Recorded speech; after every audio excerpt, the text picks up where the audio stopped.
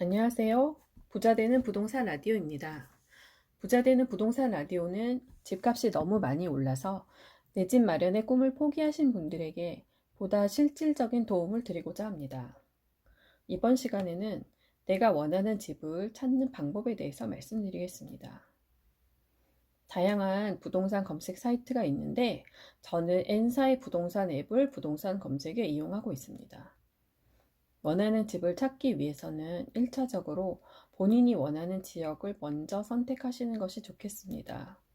그 다음에는 지도를 보고 직장 근처 혹은 지하철역 근처, 아이들 학교 근처 등 본인의 상황에 맞는 지리적 입지에 있는 주택으로 좁혀서 검색해 보실 수 있습니다. 원하는 지역의 가격대가 너무 높다면 그 주변 지역을 함께 알아보시는 것도 좋을 것 같습니다.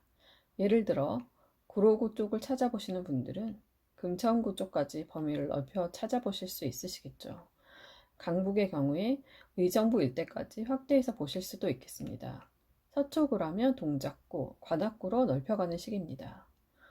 전체 검색을 해서 가격별로 매물을 늘어놓고 선택해 보실 수도 있고, 단지별 검색을 통해서 세대수, 지어진 연도 순으로 찾아보실 수도 있습니다. 단지별 검색을 하면 매매가와 전세가 차이를 바로 검색할 수 있어서 전세를 끼고 매입을 원하시는 경우에 유용하게 사용하실 수 있습니다. 저 같은 경우에는 보다 광범위한 지역을 설정하고 제가 원하는 가격대로 검색 조건을 좁혀서 검색하기도 합니다.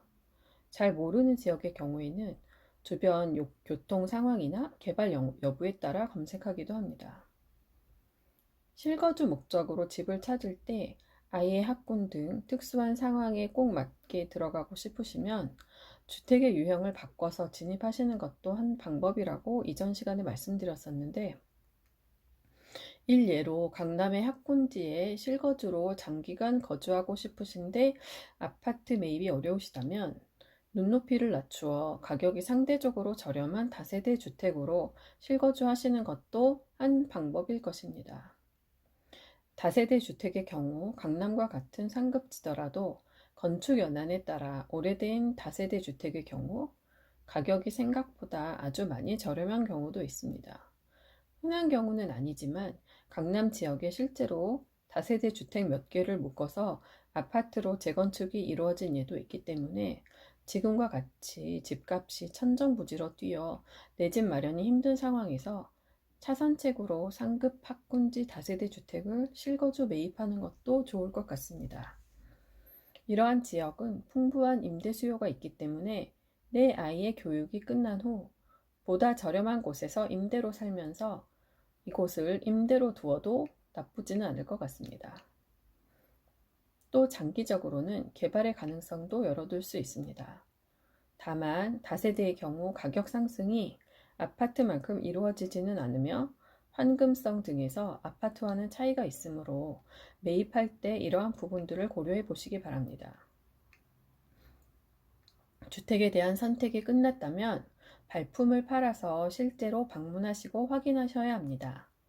여기서 한 가지 주의하실 점은 상급지의 경우, 아까 말씀드린 다세대의 경우 될 수 있으면 그 중에서도 입지가 좋은 곳을 선택하시는 것이 좋겠습니다. 지하철역 바로 근처나 학교 혹은 학원 근처 등 추후 매도나 임대가 쉽게 될 수 있는 곳을 선택하셔야 합니다. 하급지 아파트의 경우 꾸준히 매매가가 상승하는 곳인지, 임대 수요가 나름 풍부한 곳인지, 같은 아파트 단지더라도 로얄동, 로얄층인지, 즉 많은 사람들이 선호하는 층과 향인지, 그 안에서도 가장 입지가 좋은 집을 골라야 나중에 매도나 임대 시에 유리합니다. 하급지 아파트의 경우 가격이 상당히 오랫동안 정체되어 있거나 시간이 지날수록 가격이 하락하는 아파트도 많이 있기 때문에 반드시 과거 데이터를 확인해 보시는 것을 추천해 드립니다. 실거주의 경우 가격 변동에 연연하실 필요는 없겠지만 될 수 있으면 적어도 물가 상승률 정도의 상승은 기대할 수 있는 곳을 추천해 드립니다. 무주택자가 주택을 마련하는 것이 점점 더 어려워지는 것 같습니다. 청약을 기대하는 것도 쉬워 보이지는 않습니다. 현재와 같은 상황에서 내 집 마련을 하고자 한다면 눈높이를 낮추고 너무 무리가 되지 않는 한도 내에서 하루라도 빨리 그 꿈을 향해 시작하시는 것이 좋겠습니다. 다시 한번 말씀드리지만 정부가 내 삶에 도움을 줄 수는 있지만 절대로 내 인생을 책임져 주지는 않습니다.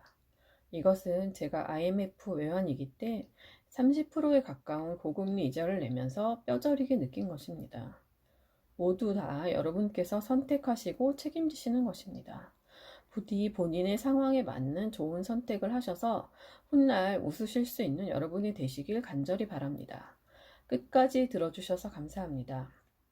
다음 시간에는 더 좋은 내용으로 찾아뵙겠습니다.